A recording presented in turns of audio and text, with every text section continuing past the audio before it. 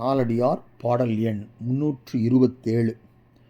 தாமேயும் இன்புறார் தக்கார்க்கு நன்று ஆற்றார் ஏமம் சார் நன்னெறியும் சேர்கலார் தாம் மயங்கி ஆக்கத்துள் தூங்கி அவத்தமே வாழ்நாளை போக்குவார் புல்லறிவினார்.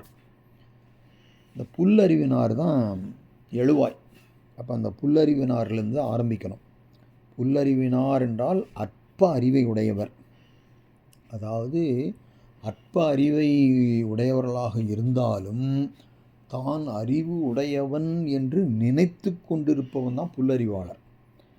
அவன் என்ன பண்ணுவான், தாமேயும் இன்புறார். அதாவது இவங்கிட்ட செல்வம் நிறைய இருக்கும். தம்மிடம் செல்வம் சேர்ந்தால் அதை கொண்டு தாமேயும் இன்புறார் தக்கார்க்கு நன்று ஆற்றார். அப்படின்னா உதவி புரியத்தக்க அறிஞர்களுக்கும் நன்று ஆற்றார், நன்மையை செய்ய மாட்டார், தானமாகிய நன்மையை செய்ய மாட்டார்.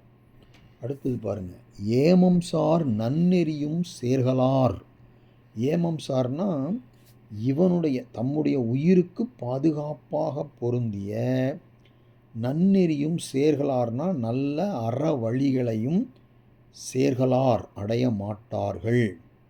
அதாவது யாக்கை நிலையாமை, செல்வம் நிலையாமை முதலியவற்றை உணராமல் இவை எப்பொழுதும் நிலைத்திருக்கும் என்று நினைத்து கொண்டிருப்பார்கள். அப்படி நினைத்து கொண்டு தாம் மயங்கி என்றால் தாங்கள் உலக வாழ்க்கையிலே மயக்கம் கொண்டு, ஆக்கத்துள் தூங்கி என்றால் அவர்களிடம் உள்ள அந்த செல்வத்திலே, தூங்கி என்றால் மூழ்கி ஒன்றும் தோன்றாதிருந்து அந்த செல்வத்திலேயே திளைத்திட்டிருக்கிறான். ஆக்கத்துள் தூங்கி அவத்தமே வாழ்நாளை போக்குவார்.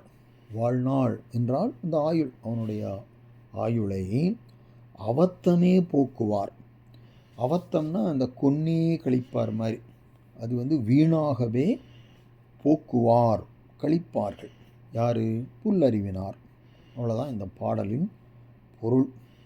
அதாவது புல்லறிவுடையவர்கள் தாம் பெற்ற செல்வத்தை கொண்டு தாமும் இன்பத்தை அடைய மாட்டார்கள், தம் உயிருக்கு பாதுகாப்பாகிய அறநெறியையும் சேரமாட்டார்கள், செல்வமும் யாக்கையும் நிலையற்றன என்பதை உணராமல் அவை எப்பொழுதும் இருக்கும் என்று நினைத்து கொண்டு செல்வத்திலேயே மூழ்கி மயக்கம் கொண்டு ஒன்றும் தோன்றாது இருந்து தங்கள் வாழ்நாளை வீணே கழிப்பர் என்பது இந்த நாலடியார் பாடலின் கருத்து.